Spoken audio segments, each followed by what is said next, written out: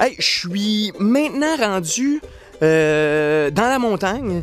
Je me promène, c'est les stations de la Croix qui appellent. En fait, c'est un chemin qui monte dans la montagne et on a des stations qui représentent la crucifixion de Jésus. Parce que, ouais, c'est assez intense, hein, la religion aux Philippines. Parce qu'on sait que, bon, avec les Espagnols qui ont colonisé, les Espagnols arrivaient toujours avec leurs missionnaires. Donc, très chrétiens, les gens. Les églises sont toujours pleines les dimanches, toujours pleines. Puis, même les jours de la semaine, il y a beaucoup de monde. Et je me suis acheté un petit bracelet avec une croix, puis tout le monde m'en parle, sont si heureux que j'aille ça. Fait que... non, je continue. Ma moto est en bas, puis après ça, je pense que je vais aller me baigner un peu. Il fait très chaud, c'est humide, et je suis chanceux parce qu'il n'y a pas de soleil. Sinon, ça serait une autre affaire.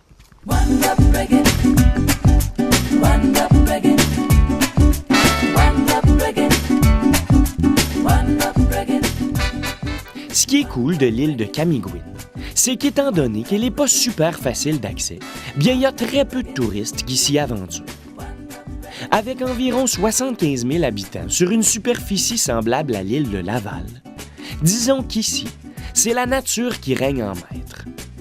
Et c'est assez spécial quand on arrive, car souvent, du bateau, on voit tranquillement apparaître au loin le sommet du volcan dans les nuages.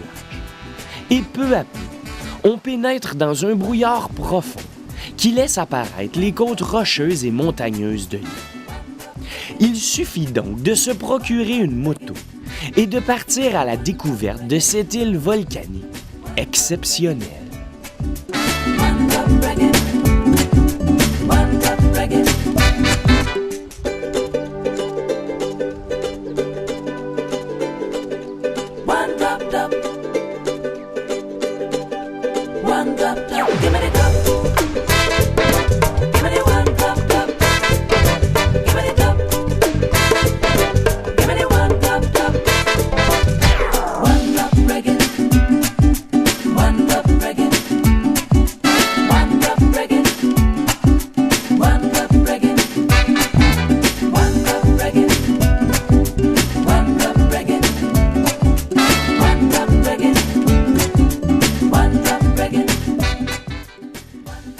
La petite île de Camiguin regorge d'histoire.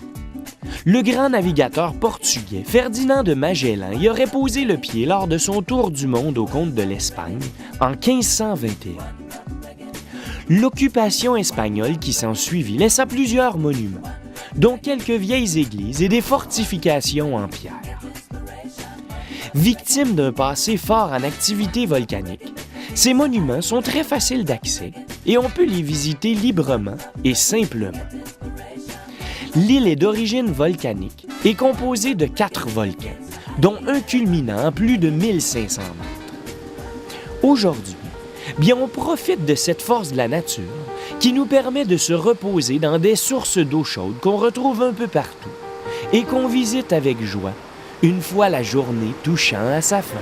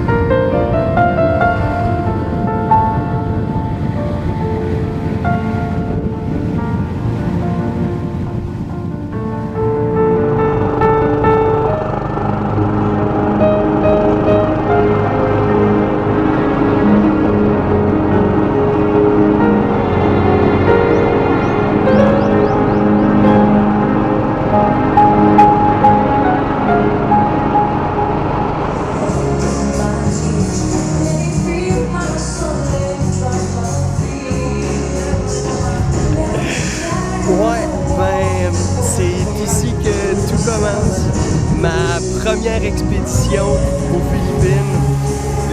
La minivan m'a droppé au milieu de nowhere. Je suis arrivé dans un petit village qui s'appelle Ambagd et je pars. J'ai 13 km à marcher pour me rendre à la station des Rangers où je vais dormir ce soir. Et c'est de là que je vais me lever très tôt demain matin pour faire l'ascension des derniers mètres. En tout cas, il va en avoir pas mal, c'est un autre 3 heures, mais du mont Pulag. Et Pulag, c'est le 3e plus haut sommet des Philippines et on parle de 2922 mètres.